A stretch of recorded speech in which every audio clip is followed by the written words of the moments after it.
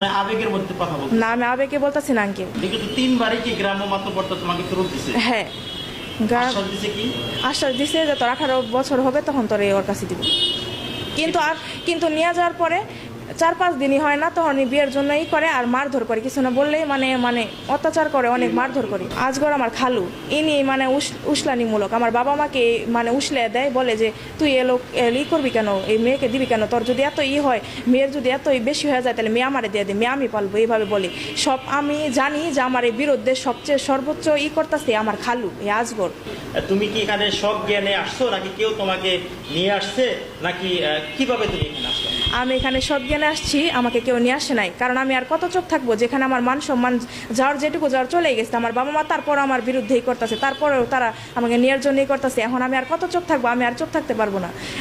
আমি এখন সারা দেশবাসীকে জানিয়ে দিতে চাই যে আমার বাবা আমার বিরুদ্ধে এরকম করতেছে। তোমার এই ভিডিওটা দেখে অনেক মানুষ তোমাকে নেগেটিভ ভাবে নেবে, অনেকে পজিটিভ নেবে, অনেকে বলবে যে বাবার সাথে লড়তেছে মেয়ে ভালো না, আবার হয়তো বাবাকে অনেকে বলবে যে না বাবার করাটা ঠিক হইতেছে না। এই যে মানুষের যে মন্তব্যগুলো সেটা তুমি মানতে পারবা? হ্যাঁ, মানতে পারবো, কারণ আমার মান সম্মান যেটুকু যাওয়ার চলে গেছে, আর কি আছে আমার মান সম্মান? যদি আমি নিজেই যদি বাঁচতে না পারি, যদি নিজেই মারা যায়, তাহলে আমি মান সম্মান দিয়ে তখন কি করব?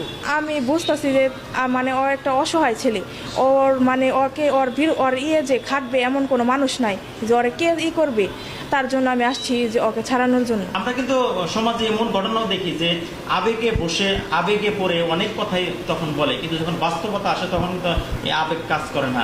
আর যখন তুমি বাস্তবতা দেখবা তখন তো তুমি মনে মনে কোবা যে না এই লোকগুলোর সাথে আমার থেকে ভুল হয়েছে, আমি আমার বাবা মার সাথে চলে যাওয়াটাই ভালো ছিল। তখন তো তুমি এটা বুঝবা, তখন কি করবা তুমি? এই লোকগুলোর তখন কি করবে?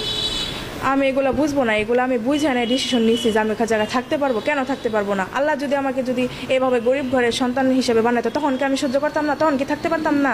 আমি কেমন হয়ে গেছি আমি যে থাকতে পারবো না? কেন থাকতে পারবো না? এখন যদি আমার বাবা মাকে যদি আল্লাহ যদি একদম নিচে নামিয়ে দেয়, আল্লাহ চাইলে কি না পারে? আল্লাহ গরিবকে ধনী বানাইতে পারে, ধনীকে গরিব বানাইতে পারে। এখন যদি আমার বাবা মা যদি একদম মানে ডাউন হয়ে যায়, সব শেষ হয়ে যায়, তখন কি আমি থাকবো না? তখন কি আমি মরে যাবো?